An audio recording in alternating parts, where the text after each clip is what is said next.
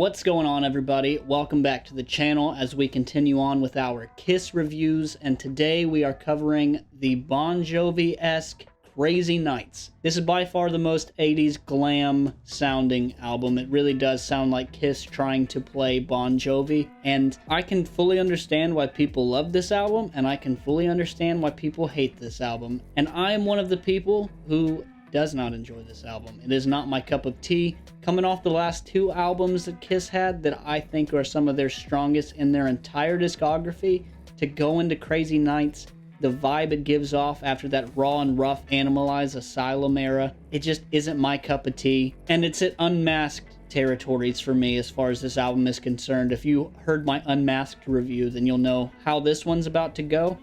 But if you haven't, you can like, subscribe, and all that good stuff, and it'll be posted on my page, and you can see all my future reviews to go. But without further ado, let's get into this one, my last place, When Your Walls Come Down.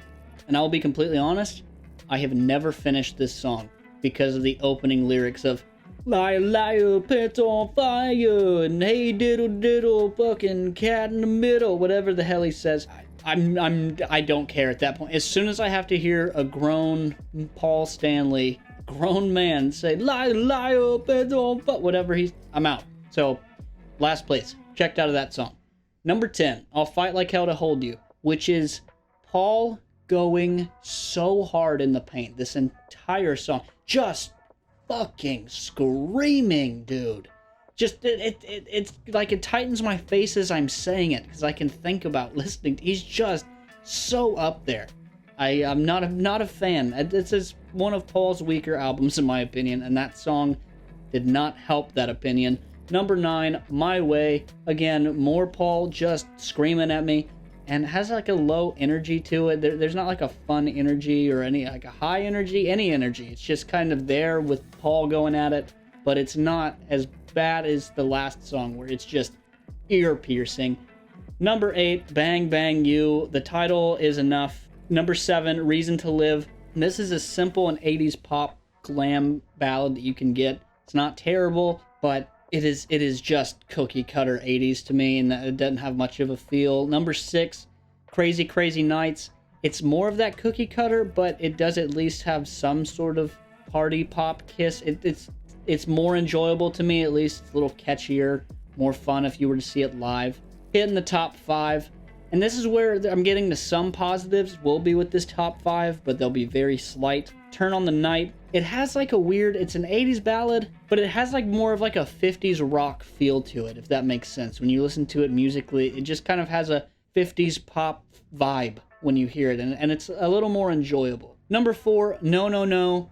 Pretty good verse. Not a great verse, but pretty solid verse, especially compared to the other songs that I've put below this. Guitar and drums, they're great, but they are doing a mean, what I would think Hot for Teacher impression is what it sounds like to me when I listen to it, but it's not bad. Going into my top 3, Thief in the Night, solid bass line, solid Gene, good harmonies. That's something that's kind of lacking. Now they've got some good harmonies in this track. I enjoy it. Again, I'm never going to go look this out. Never going to search for this. I'm never going to shuffle it on or be scrolling through and click it. But it's not a bad song. If it was on, I wouldn't skip it. But we've hit my top 2. And that is Hell or High Water or Good Girl Gone Bad.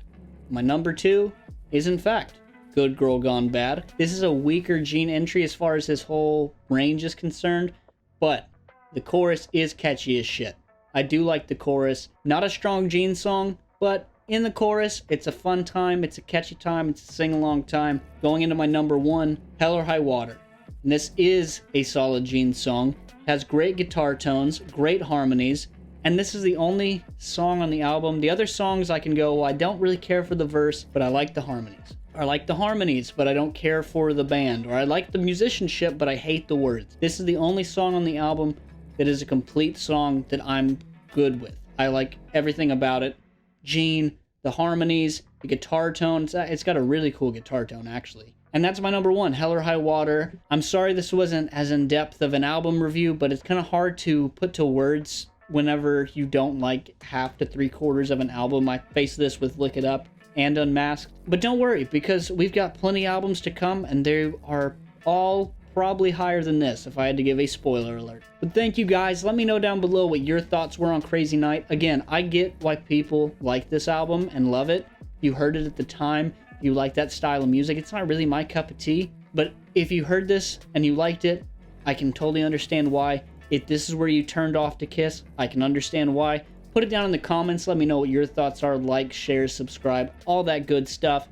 We got more Kiss reviews coming. Mondays, Thursdays, Kiss reviews. Tuesdays, Fridays, horror movie reviews. We are currently doing Christmas horror. So guys, check it out. Love you guys. Thank you for the love. Thank you for the support. You guys are the best. Peace.